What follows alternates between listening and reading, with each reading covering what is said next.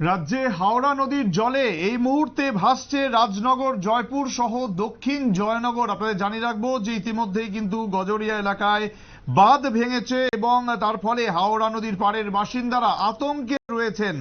অনতিবিলম্বে বাঁধ মেরামত করার দাবি জানিয়েছেন স্থানীয় বাসিন্দারা, কিন্তু পরিস্থিতি রীতিমতো হাতের বাইরে এবার চলে যাচ্ছে। আমাদের এক্সিকিউটিভ এডিটর নীল বণিক ঘটনাস্থল থেকে সরাসরি আপনাদের সামনে ছবি তুলে ধরবে।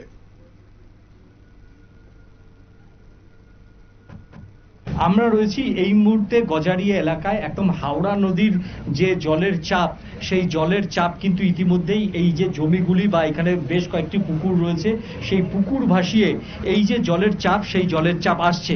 এবং জলের চাপের ফলে কি হয়েছে আমরা দেখাবো। যে বাঁধের উপর যে রাস্তা, সেই রাস্তা দেখতে পাচ্ছেন যে অনেকটাই কিন্তু রাস্তা কিন্তু ইতিমধ্যেই ভেঙে গেছে। এবং গতকাল রাতের বেলা যে জলের চাপ, সেই জলের চাপেই রাস্তা কিন্তু ভাঙার কাজ, বা এটা একটা বাঁধ, এটা রাস্তা না বলে এটা বাঁধ, বাঁধের উপরের রাস্তা। এবং সেই বাঁধটা কিন্তু ভাঙতে যে শুরু করেছে সেটা কিন্তু আমরা দেখালাম। এবং গতকালই এখান থেকে প্রশাসনের তরফ থেকে প্রশাসন এসেছিল, প্রশাসন এসে এই বাঁধের উপরে রেড সতর্কতা জারি করা হয়েছে। এবং কিভাবে যে নিচ থেকে জল শোষণ করতে করতে কিভাবে বাঁধটা আস্তে আস্তে ভাঙছে, সেই দৃশ্য কিন্তু আপনাদের আমরা দেখাচ্ছি। দেখুন কিভাবে বাঁধ, অর্থাৎ এই যে পাশের, এই যে একদম আমার যে মানে বাঁ পাশে, সেই বাঁ পাশ থেকে জলের চাপ যখন সহ্য করতে পারছে না, তখনই কিন্তু বাঁধের থেকে জল লিকেজ হতে হতে এই জায়গাটা কিন্তু পুরো বাঁধের আমার ডান পাশের অংশটা বাঁধের থেকে কিন্তু ভেঙেছে। এবং প্রশাসনের তরফ থেকে ইতিমধ্যেই জায়গাটাকে রেড জোন হিসাবে চিহ্নিতকরণ করা হয়েছে।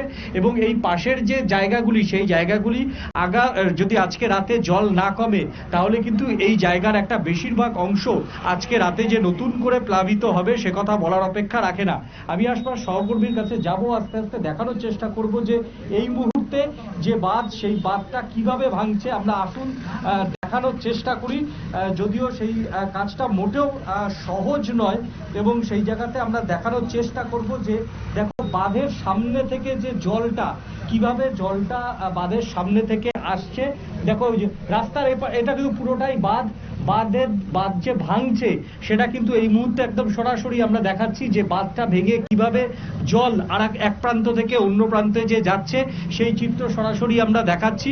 যে আজকের কিছুক্ষণের মানে এই যে জলের চাপ, হাওড়া নদীর যে জলের চাপ, সেই হাওড়া নদীর জলের চাপ যদি অব্যাহত থাকে, তাহলে আগামী মানে আজকে রাতের মধ্যে কিন্তু আরো বড় বিপদ ঘটতে পারে বলে কিন্তু আশঙ্কা প্রকাশ করা হচ্ছে।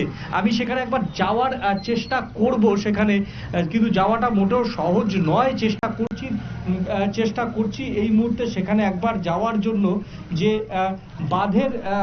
বাঁধের পরিস্থিতিটা আমরা দেখানোর চেষ্টা করব সরাসরি, যে কিভাবে এখান থেকে যাওয়া যায় সেই চেষ্টা আমি করছি। এবং আমার সহকর্মী সেখান থেকে যাওয়ার চেষ্টা, যদিও মোটেও সহজ নয়, তবে যেভাবেই হোক যাওয়ার একবার অন্তত চেষ্টা করছি যে কিভাবে। আমরা চেষ্টা করছি কিভাবে সেখানে যাওয়া যায়, তবে কাজটা মোটেও সহজ নয়, তবে অসাধারণ একেবারে। এই আমরা এসে পৌঁছালাম, আমরা একেবারেই এসে পৌঁছালাম। যে কিভাবে জল বেরোচ্ছে দেখুন, একেবারে সরাসরি গ্রাউন্ড জিরো থেকে আমরা দেখাচ্ছি যে কিভাবে বাঁধটা লিকেজ হয়েছে, কিভাবে জল এক প্রান্ত থেকে অন্য প্রান্তে ভাসিয়ে নিয়ে যাচ্ছে, সেই ছবি আমরা দেখাচ্ছি। একেবারে লিকেজ বাঁধ। এবং কিভাবে সেই বাঁধটা ক্ষতিগ্রস্ত হয়েছে আপনারা দেখতে পাচ্ছেন। যে আমি আরেকবার দেখানোর চেষ্টা করব আমার সহকর্মী জাকির হোসেনের থেকে। এই এক জায়গা, এই দু জায়গা, 3 জায়গা, 4 জায়গা, এই 4টি মোট জায়গাতে বাঁধ কিন্তু লিকেজ হতে শুরু করেছে। তবে বেশিক্ষণ এখানে নিরাপত্তার কারণে থাকা ঠিক হবে না, যে কোনো সময়তেই এখানে যে কোনো মুহূর্তেই কিন্তু এখানে একবারে ধস নামবে। সেই ধস যে নামবে সেটা পরিষ্কার বোঝা যাচ্ছে। যত জলের চাপ বাড়বে এই জায়গাটা কিন্তু সম্পূর্ণ কিন্তু ধসবে, এবং এই জায়গাটা যদি ধসে তাহলে কিন্তু শেষ রক্ষা বলে আর কিছু থাকবে না। এবং আমার ঠিক উল্টো সাইডেই একেবারে ভারত বাংলাদেশ সীমান্ত, সেই ভারত বাংলাদেশ সীমান্তের দিকে কিন্তু আরো ভয়াবহ পরিস্থিতি। প্রচুর জায়গায় কিন্তু সেখান থেকে ইতিমধ্যেই জল উঠেছে। আমি আমার সহকর্মীকে বলবো এখান থেকে নিরাপদ স্থানে চলে আসতে, কারণ এরপরে আরো বিপদ বাড়বে, বিপদ বাড়তে পারে।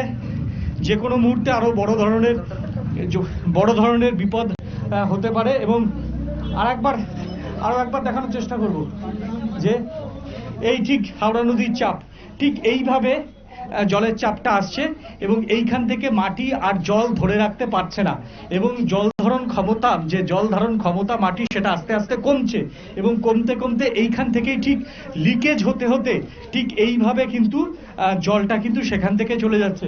এবং এইখানে এইটা একটা নয়, এরকম অসংখ্য লিকেজ কিন্তু এই মুহূর্তে হতে শুরু করেছে। একদম সোজা আপনারা দেখতে পাচ্ছেন যে বিএসএফ এর চৌকিগুলি ঠিক ওই পারি বাংলাদেশ, এবং বাংলাদেশ সীমান্তের পারি আমরা রয়েছি।